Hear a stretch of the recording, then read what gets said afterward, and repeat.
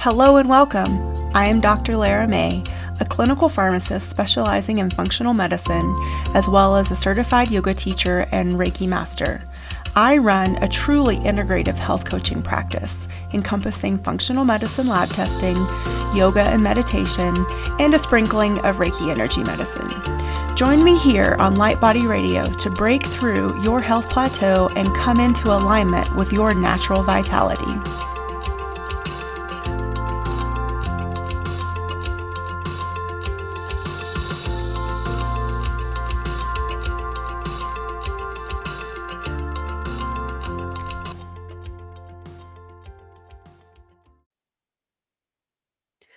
Hello and welcome to Light Body Radio. I'm your host, Dr. Lara May, and today we have with us Cynthia Brace. She is a whole health and lifestyle coach for motivated people. Through her share of frustrating health challenges, she became a registered holistic nutritionist and author of Redesign Your Interior, 8 Steps to Reclaiming Your Health and Creating a Balanced Life. She believes that focusing on your lifestyle is your hidden superpower to be healthier and happier and no diet required. When you have help and a clear path, getting and staying healthy can be exciting and a fun journey. She works with clients one-on-one and through other offerings, and when she's not transforming lifestyles, she's got her nose stuck in a book reading, out on a hike, or learning Spanish. I love that. Spanish is still one of my goals too. How are you? Welcome. I'm great. Thank you, Laura. It's so great to be here. Thanks for having me. So let's get started by just telling us how you came to be doing what you're doing today and why. Oh, yes, definitely. Always a valid question. So I once had a doctor tell me that she couldn't help me, which was absolutely true. But it certainly didn't help me at the time. Obviously, if you're going to the doctor, you're going there for a reason. So, leaving an appointment where you're directionless and you're not sure what to do can be a little bit frustrating and challenging. So I'm the type of person, I'm a little bit of a bookworm, as the intro says, bit of a nerd. So I decided to go on a journey myself. So I started to read, obviously, everything I could, health and wellness, mindset related. I took classes at the Naturopathic College. I took Reiki, I took reflexology, and changed my life, changed my lifestyle. And by the time I got into training to be a holistic nutritionist, the symptoms I went to the doctor for, the thing that she couldn't help me with, which was hypoglycemia, not fun to have symptoms like that all the time, certain dizziness you don't want. But by the time I got into training to be a holistic nutritionist, those symptoms were pretty much non-existent. As were my asthma and allergies, which I had, for many years. I had actually been hospitalized for asthma before, and to not be, on medications for those, at a certain point was life transforming for me. And that's why I continued my journey, because I had a different career at the time. I was doing all this stuff, and that's why I changed careers to become a whole health and lifestyle coach, because I saw in myself what lifestyle and mindset can do to change your life, change your health, change your wellness. And, myself and clients, I see the difference, and that's my passion. That's why I do what I do. Yeah, I think so. We spend lots and lots of time just in our culture in general talking about food. Good food, bad food, healthy food, inflammatory food, all the different things. And food is an integral ingredient, no pun intended, to the equation of health and wellness. That's what most of our main goal is. Like, the reason we do anything is because we want to feel better while doing it, as Abraham Hicks likes to say. So yeah, I think one of the things that's harder than actually changing food, and changing food can be really hard for a lot of people, especially specific foods. Like, in general, it might be easy to, quote, eat cleaner. But if we get down to the nitty gritty ingredients, like in my practice, I do food sensitivity testing. So when I show someone that that test result and it says, no more dairy. I've had people on the verge of tears, and I can't blame them, because when I figured out that for myself too, I was like, no, I love cheese. What am I going to do without cheese? I would feel better, actually. So, but it's the Yeah. lifestyle piece, is my long-winded way of saying that the lifestyle, I think, is actually probably more challenging in some ways than the food, because it's something I think that until we really start to evaluate with intention and Mhm. consciousness, we're really unaware of what does that even mean for us? What is our lifestyle, Yeah, absolutely. And, I have clients who come to me with those food sensitivity tests and say, I don't know what to eat, help me.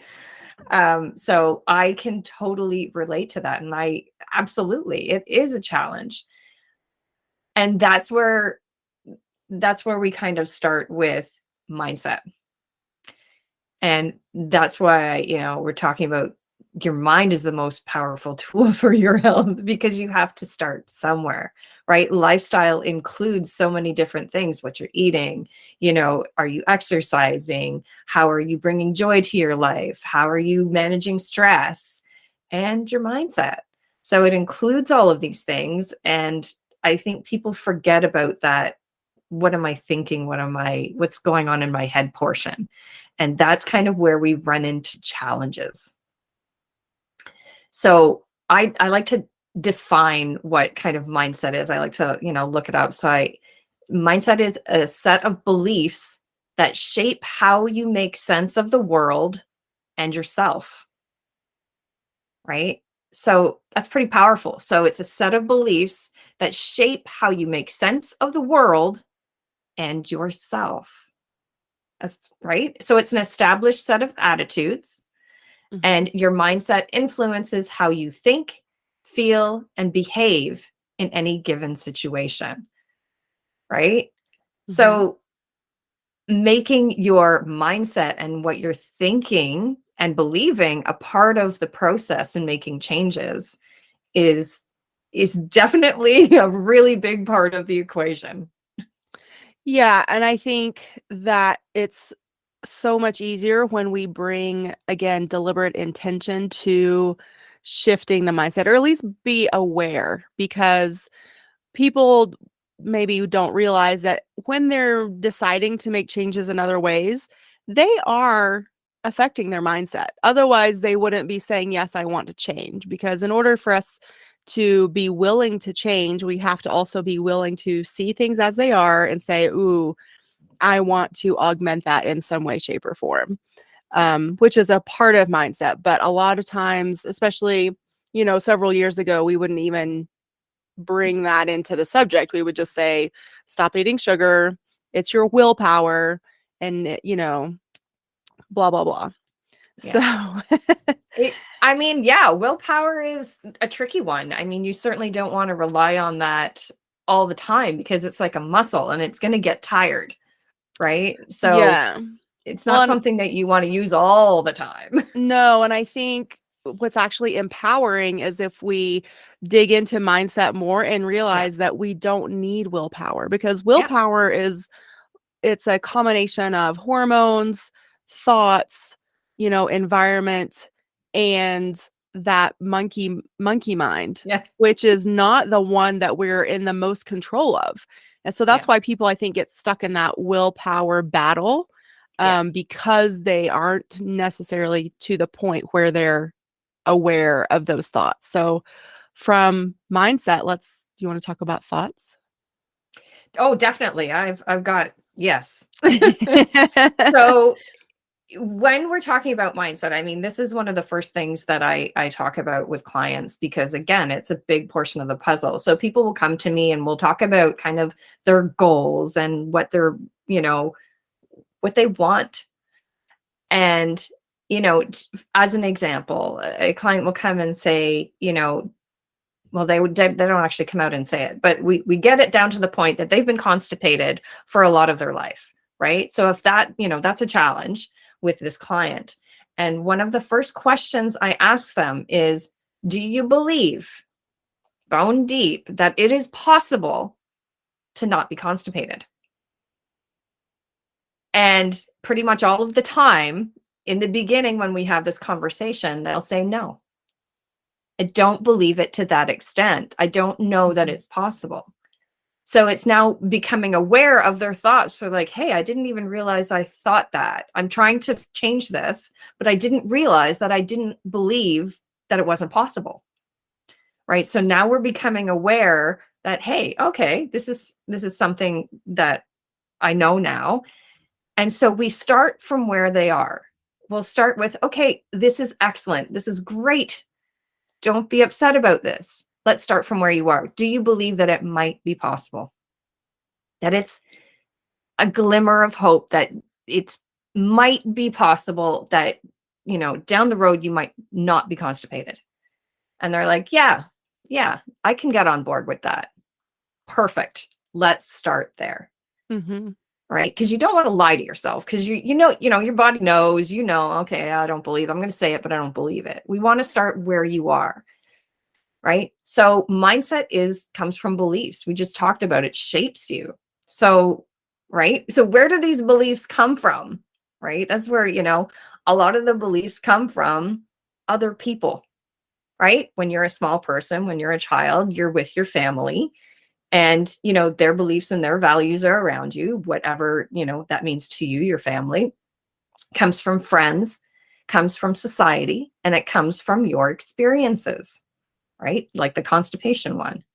So it's like somebody's put, it's like you and your cell and the things around you have put these little sticky notes all over you, right? These little belief Mm-hmm. sticky notes. And sometimes you're not even aware that they're there. Right? So you're covered in these little belief sticky notes. And when you like pluck one off and look at it, like, hey, I didn't realize, I didn't believe that I couldn't be constipated. This was a belief of mine. So you pluck it off and you look at it. And that's how you start to make those changes. That is becoming aware, as you said, aware of your thoughts, your feelings, your beliefs. Because once you become aware, then you can choose to change them. Right? That's the first step. Mm-hmm. Because if you're not aware, you can't make a different choice. You can't walk down a different path. Right. Right? And so you can choose to believe something else. And then through experience, again, with the constipation thing, you walk down a path, somebody helping you, and things slightly change. And then you could get to the point with, hey, you know what? I actually do believe that this is possible based on experience of what's happening. Right? Right. Yeah. I love that. You know, another way we could say it is beliefs are the thoughts that we just keep on thinking. And Mm-hmm. again, we have a choice about that. So, but we have to even like get to the point of asking ourselves, like you said, what do I believe? Is it true for me? Or is it something that I have absorbed and taken on from all the different places, people, experiences?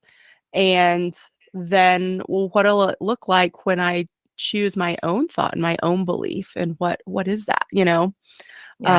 I think it's a fun process. It's a creative process. It's one that gives yourself permission to imagine. Um, but we're not all raised that way. And like, so it can be quite a process for many people to even just like wrap our head around the concept of I can change my beliefs, really? It's actually quite a scary thing. I mean, Yeah, like, it I'm can be talking very about scary. hugely scary. I'm talking about, one, health challenge that somebody can have. But if you've had a certain health challenge, and we'll use the same one, if you've had, this health challenge for most of your life, that's how people interact with you. That's how you interact with people. If you now change that because it's your story, because it's a part of who you are, that is extremely scary for people, because if I don't have this, how do I now interact with people? How are they going to interact with me? Mhm. So it can be an extremely scary thing to even want to get better for some people.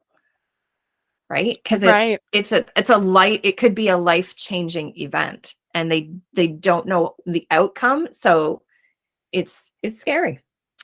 Yeah, and our brains are engineered to keep us the same and in the same place, because even though where we might be currently might not be a good place for us, whether that's emotionally, physically, spiritually, or all three, um, the brain, over time has evolved to say, okay, well, staying the same is the safest thing possible. So it's that the lizard brain that comes Hmm. back in and says, no, staying the same means, like you said, it's how you interact, it's your tribe, it's social acceptance in some way, Yeah. however you've engineered it for yourself.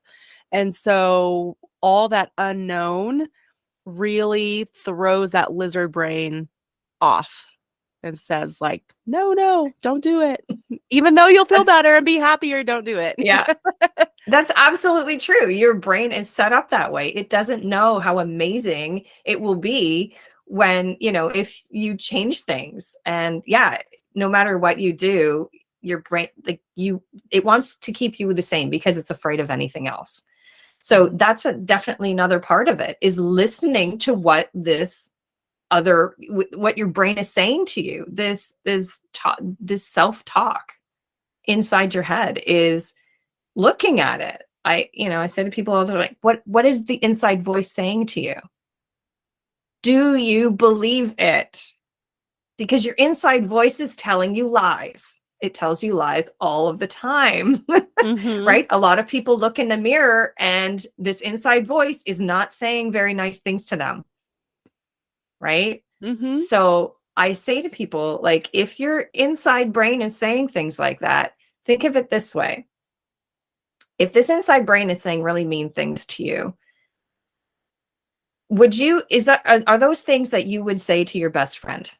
Would you say those things to your best friend?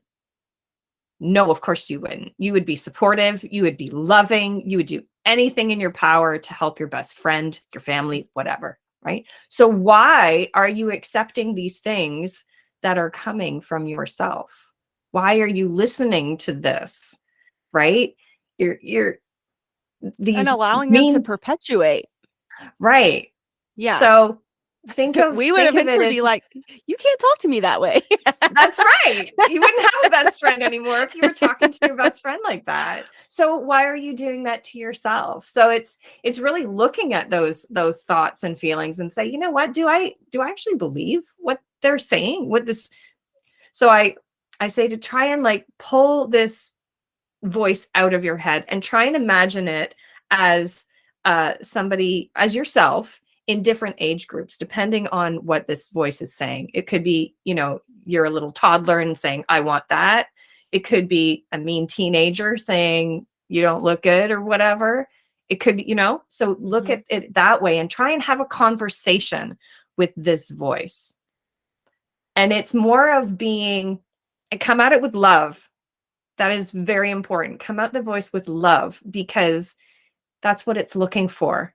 Love and acceptance. And it doesn't want to be afraid, Mhm. right? So love, acceptance, and it's okay. We got this, right? And seeing it as something a little bit separate from you kind of helps to have those. It's like, how would you talk to a toddler? How would you talk to that teenager in a loving way? That's how you talk to that inner voice, to kind of change those beliefs about, what's happening inside about yourself. And I love to talk about Dr. Emoto did this water study. Mhm. Yeah, I think look it up, everybody. It's absolutely amazing. We're made up of almost like 70% water.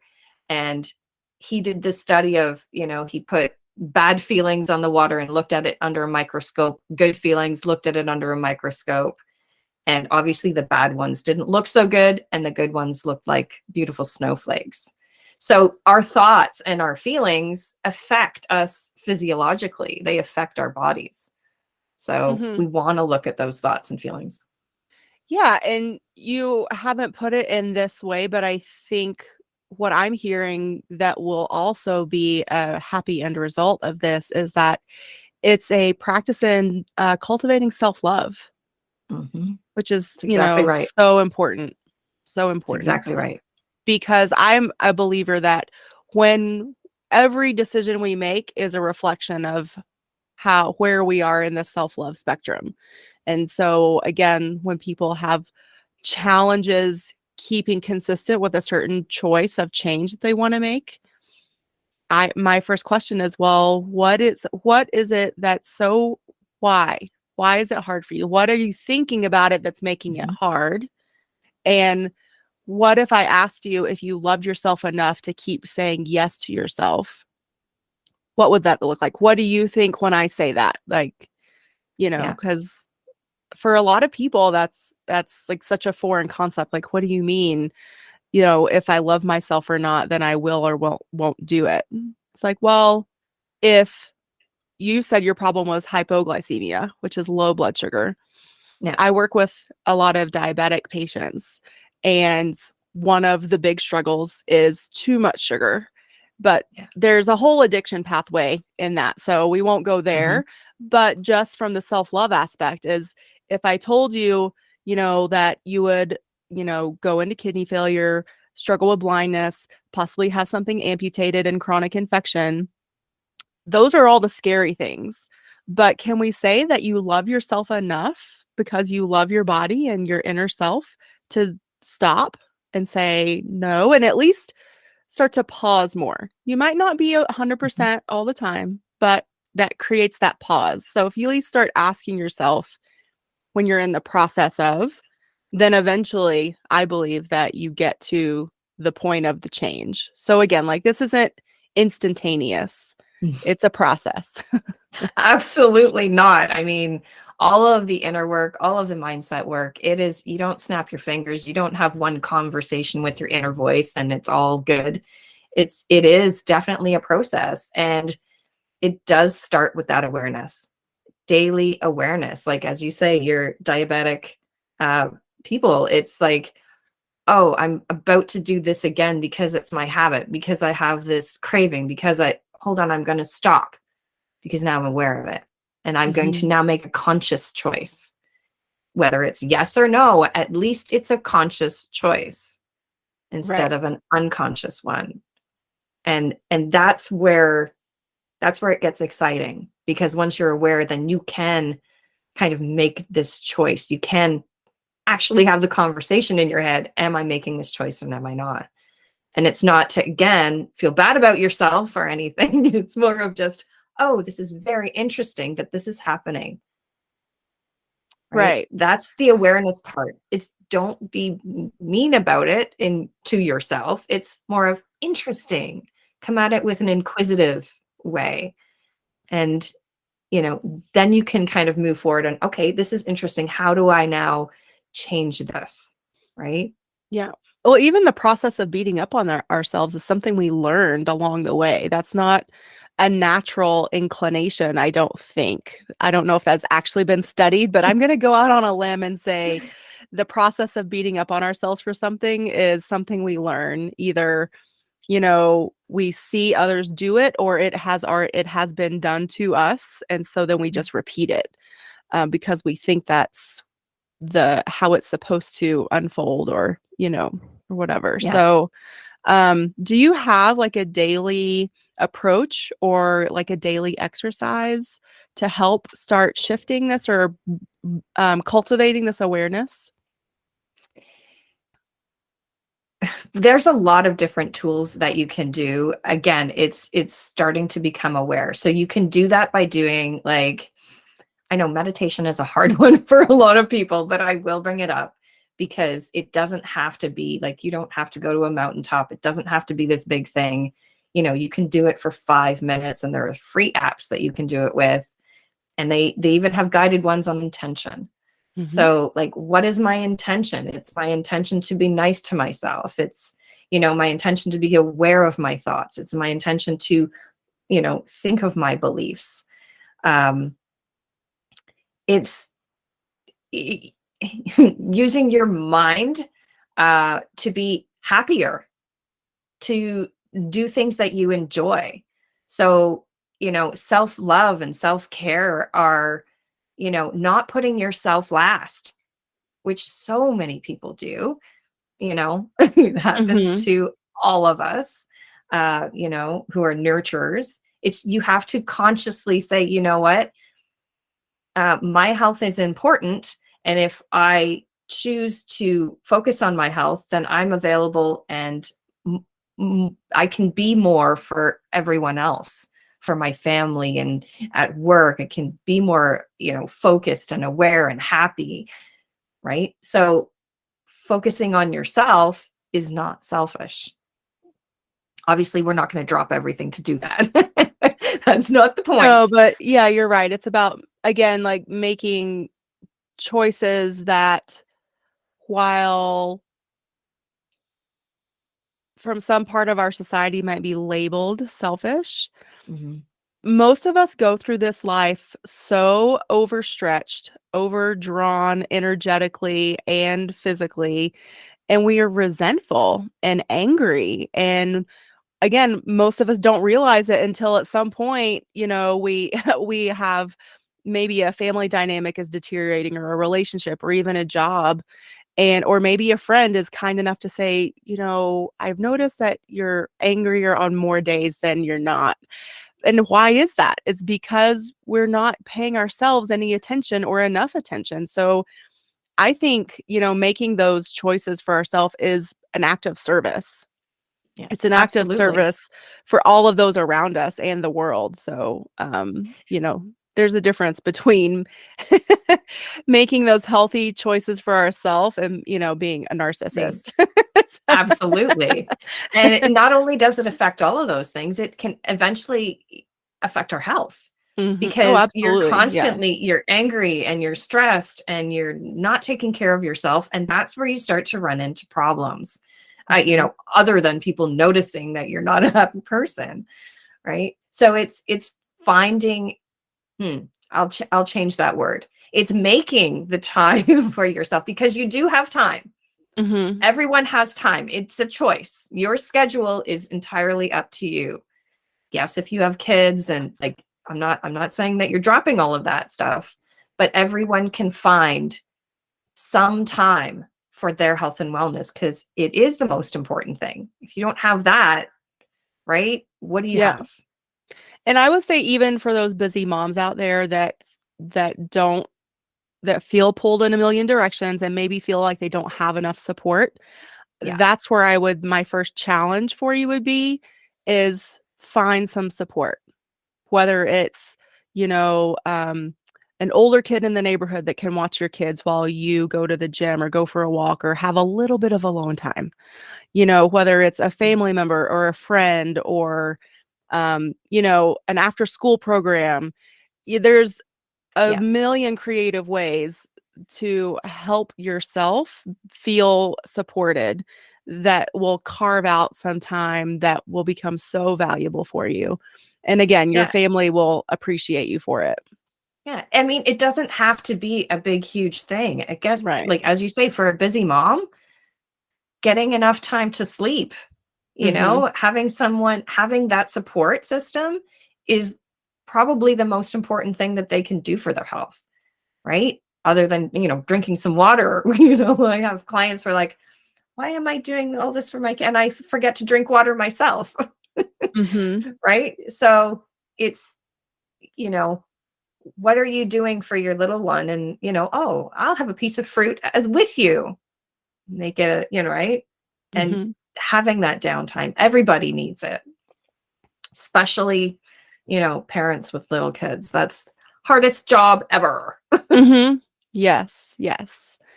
So what else? What how so let's see. Our mindset is our most important tool for health. I think we should Right. just reiterate that and let that sink in for people. Um, there's lots of things that are important, but the most important, and the one we have the most power over, is our mindset. Yeah. So let that sink in, people. Yeah. So, becoming aware of what your beliefs are, looking at them. When they come up, you're like, oh, I didn't realize that. What is that belief? Let me look at that. So becoming aware of that, becoming aware of this inner voice in your head, listening to it and saying, hold on a second. Do I believe that? Wait a minute. And then, talking to yourself like you would your best friend. And then reframing that unhelpful stuff, that unhelpful gunk. And, even watching the words that you're saying. Because sometimes we say the same things over and over again. We're not even aware that we're saying it. This happens a lot. I'm like, did you notice that you're saying this all the time? No, really? I said that again? Really? Because then our subconscious, of that voice in our head, starts to believe those things. I'm not good at that. I'm really not good at that. Is that really true? Mm-hmm. Or maybe you could be if you wanted to be. Right? Mm-hmm. So there's your mindset. You could be, right? It's really looking at that stuff and reframing it. Yeah. And making a different choice. Yeah. And then allowing yourself the question of, well, what would it look like if I were good at it? What would that look like? What would Yeah. that feel like? Oh, okay. So then it's maybe starts to become, like you said earlier, possible. Maybe it's Yeah. not 100% real yet, but it's possible. And Yeah. the universe wants to help you. So if we go a Yeah. little woo-woo here, the law of attraction is, it will, once you open yourself to that possibility, then the universe will start bringing you evidence because that's Ah, your new vibration. And so it yeah. will match that vibration. So, and then the more we believe, the more evidence we get. So that goes in the positive way and the not so And positive then, way. So remember that too. Like yeah. if your world right now is like, well, I have evidence that blah blah blah is the truth for me, even though I don't like it, then that's where we need to start. Like you said, we start where you Yeah. are. And we just start saying, well, but is that what you want to believe? Is that how you want it to look? Is that how you want it to feel? If not, give yourself a moment. That 5 minutes of meditation could be the imagining of the best possible case scenario for whatever situation you're in. And Yeah. just that little bit of time will open up the universe to start bringing you more evidence of your happy end result versus your not so happy current reality. Yeah. Oh, I love that you brought that up. I didn't know how woo-woo you wanted to go. I'm all into the woo. And it is one of the first things that I do with clients. I send them a personal catalyst challenge. And it is, Mm. where are you today? And if you don't make any changes, what will stay the same? Mhm. And let's meet yourself a year from now with all of these things. Like, who do you want to be? How do you want to feel? All of your goals. And write it like a story. Like, and don't worry about how you're going to get there. That's not the point.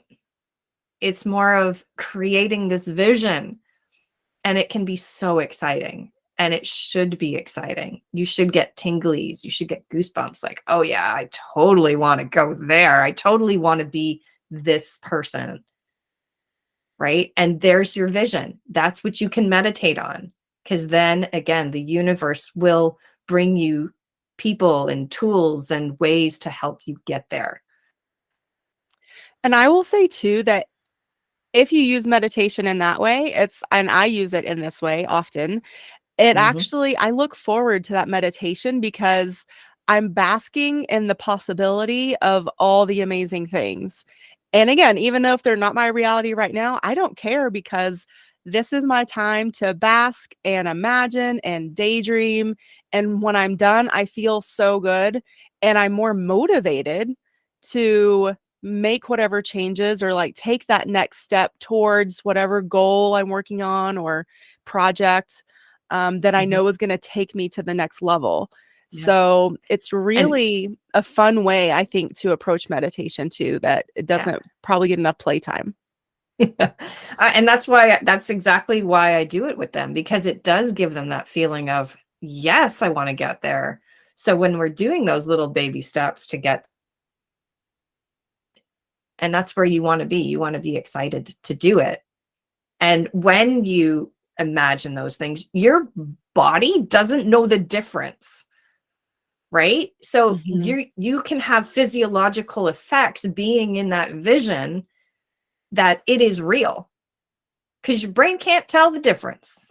Right. And this is, again, scientifically proven, y'all. So it might sound like we're still on the woo-woo end, but there are lots of studies and evidence now for what we call woo-woo is actually confirmed by real scientific evidence-based research. Dr. Joe Dispenza probably is one of the most well-known and consistent with this type of research. And he studies the brain waves, our neurological system. And so if you're looking for this evidence that we speak of, look no further than his work, because he has been able to show and prove that what you just said, that our brain can't tell the difference of when we're meditating, we're imagining, because it activates those same areas of the brain. It activates that same chemical production. So the endorphins, the good neurotransmitters.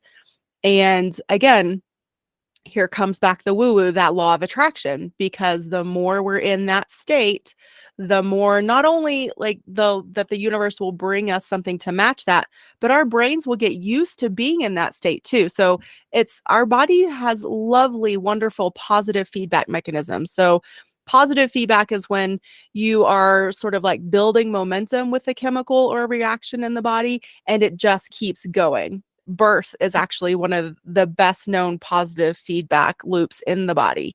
We have a lot of negative ones where we build up a certain amount of hormone or chemical, and then the body comes in and says, nope, that's enough. We're going to put you back over here. So like our thyroid cycle, for example, that hormone cycle is considered a negative feedback, and not because something negative is happening, but because you get to a point and your body cuts it off. So I don't know, maybe too much Yeah. science there, but Well, I mean, we can also use, I mean, we've gone the positive way. We can also use stress as an example, right? Your body not knowing the difference. So when you're having a stress response and you're sitting in the office at work, stress, the fight or flight syndrome, the fight or flight is meant to be, if you have, if a tiger is in front of you and you need to fight or run away or hide, that's what it's for. So it does all of these things in your body to make sure that you're able to do that.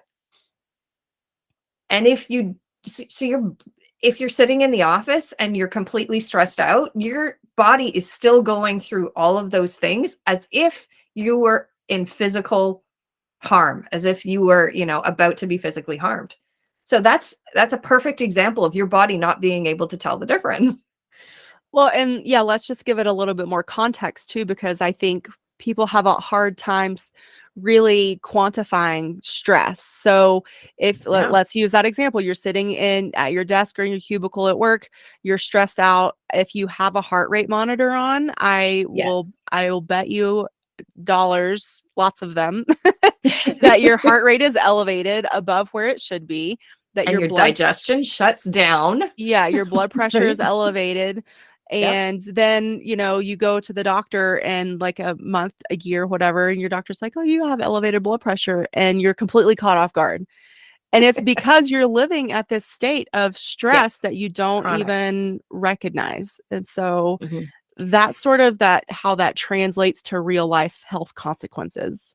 Absolutely. Yeah. Like when you're in the chronic stress response, again, you're not digesting your food. Your heart rate's elevated, your chest breathing, your hormones are all over the place. Like it causes a lot of things. But again, it's meant for you to fight or flee or hide. And if you're not, so all of these hormones are going in your body, and if you don't expend the energy that it's sent to your muscles, then that's where kind of the physiological effects can happen, that the health challenges can happen. So again, your brain can't tell the difference. It doesn't know that, there's not a tiger in front of it. It just like, oh, this is stress. This is what I'm going to do inside your body. Right. So being able to pause and take a breath and say, oh, okay, this is stressful. How am I going to get out of the stress response right now? Because I'm not going to get up and run around the block. so that can, I can expend this energy because I can't do that right now. You know, I'm in a stress response. I need to get out of it. So, we do a couple of deep breaths. We can pause for a minute, close your eyes for a minute, like go outside for a minute, right? It's becoming aware. Again, I am now in the stress response. I'm aware of this and I don't want to be. How do I come out of it? Mhm. Right? Because again, you're and once you come out, your brain's like, awesome, this is great. This is so much better. I'm not, my shoulders aren't clenched and I'm breathing properly. And because a lot of people eat when they're stressed out, they're shoveling it in and going as fast as they can. And I was like, hold on a second. What you just put in there is not going to get, you're not going to get the nutrients out No, you because got it's going to go right dopamine, but through. you didn't get nutrients.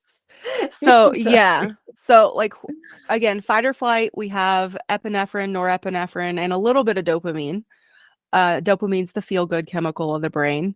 Norepi and epi are the stress response, Yeah. and they naturally raise our heart rate and blood pressure. So this is something Yeah. that again, and then I think it's also important to just state that our brain is an organ inside of our body, but is not where our consciousness lives.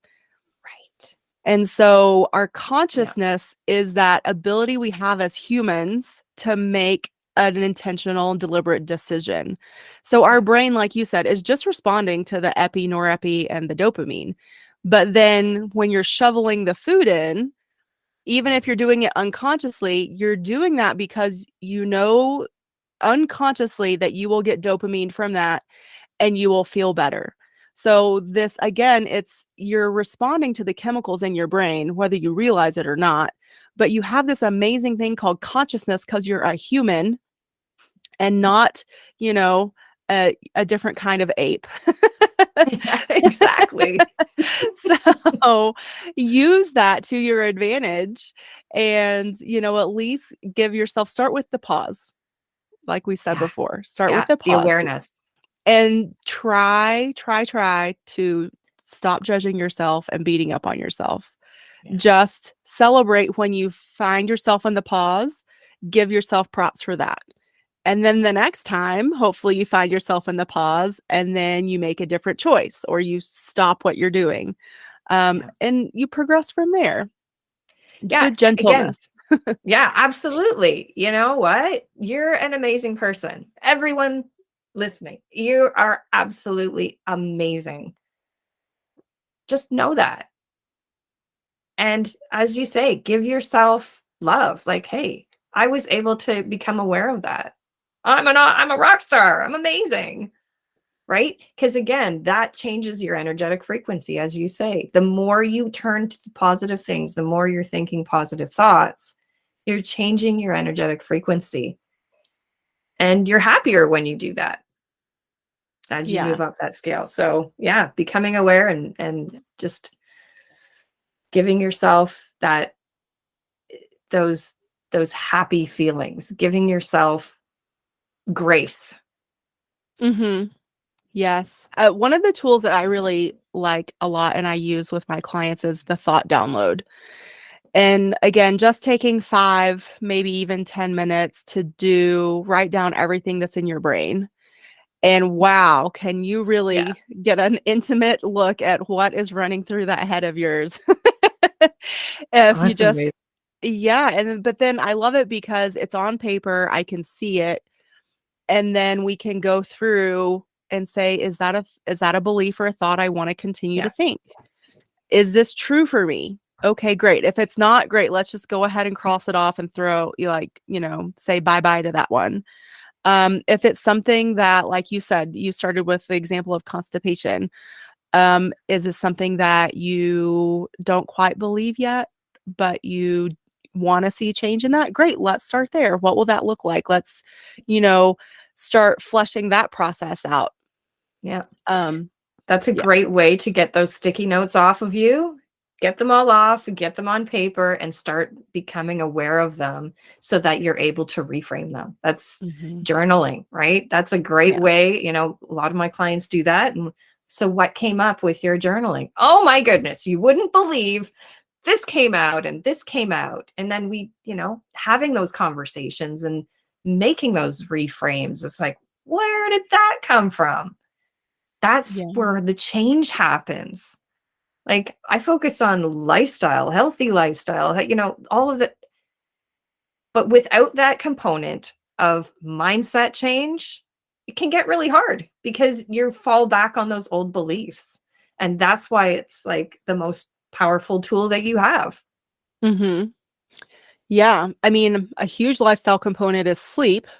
Yeah. And there's, I mean, so much of our routine, even like the 3 hours leading up to sleep, that can affect it. But again, if we're going through life on autopilot, then we don't even think about it. Absolutely.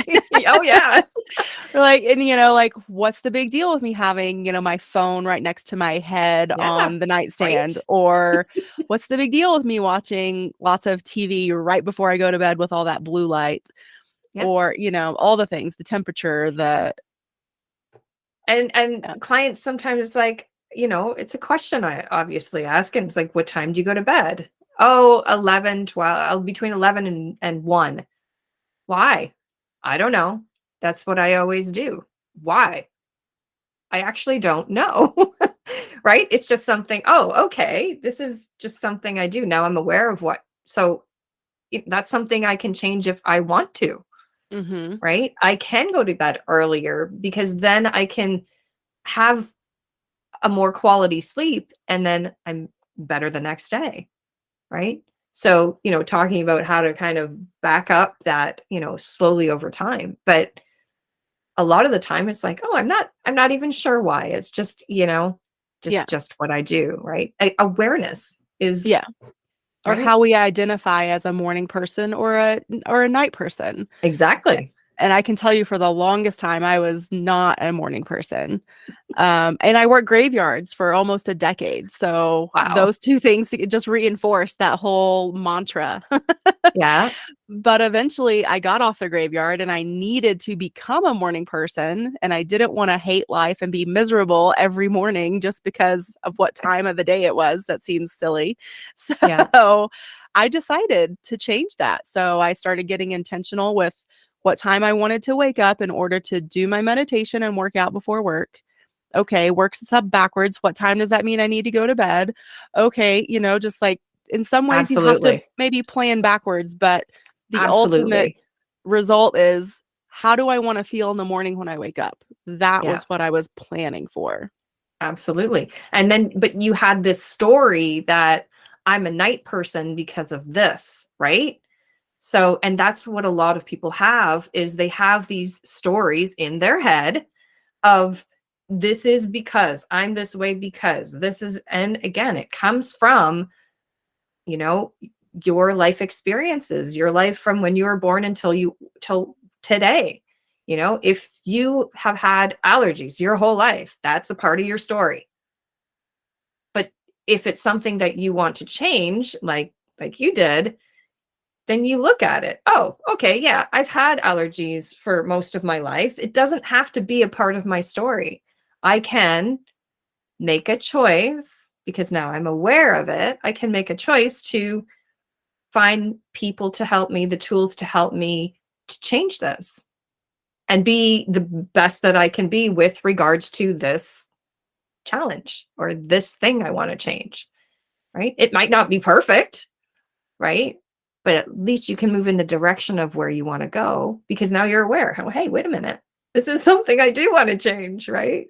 It's like sleeping. Yeah. I do want to go to bed earlier. Yeah. Okay. Now I'm aware of it. How do I do it? Do I get help? Back up, know what time I want to go to bed, right? So again, it's this awareness, like, wow, I don't want to be on autopilot anymore, right? As you said, most of us walk through life on autopilot.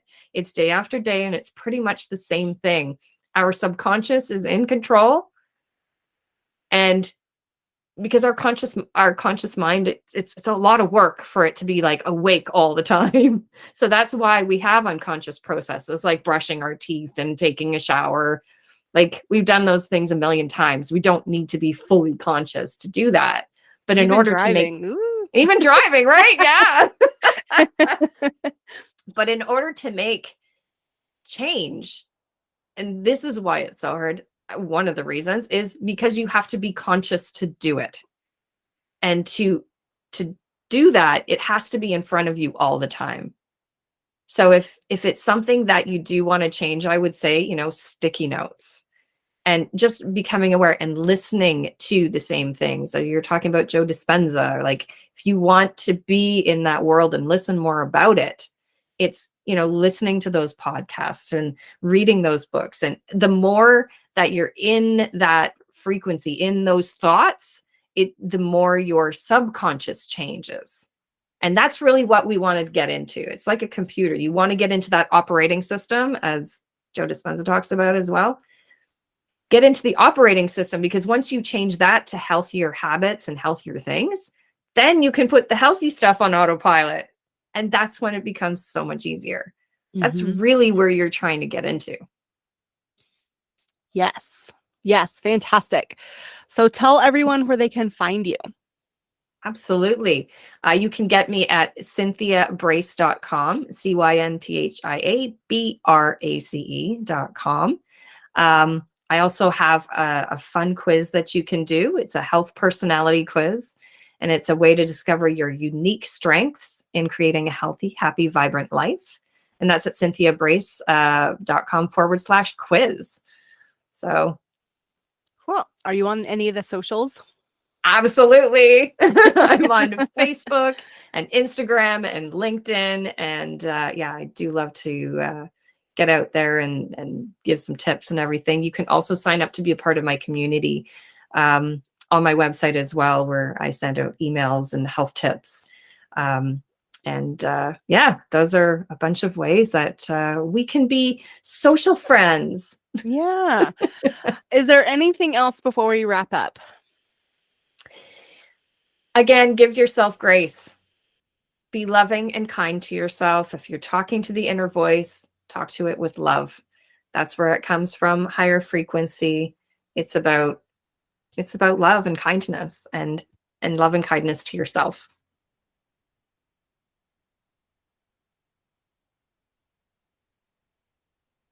I can't hear you. I can't hear you. I have myself on mute. I was just saying thank you, Cynthia. And thank you, all of you out there, for being with us today. Definitely check out Cynthia's website, cynthiabrace.com/quiz. All the resources that she mentioned, I will also put on the show notes page on my website, drlaramay.com/podcast. And if there's any comments, questions that you would like to contribute, you can also leave comments on the show notes page. Or, there's outlets like iTunes and Podbean that you can also leave comments and questions. So don't be afraid to do that there.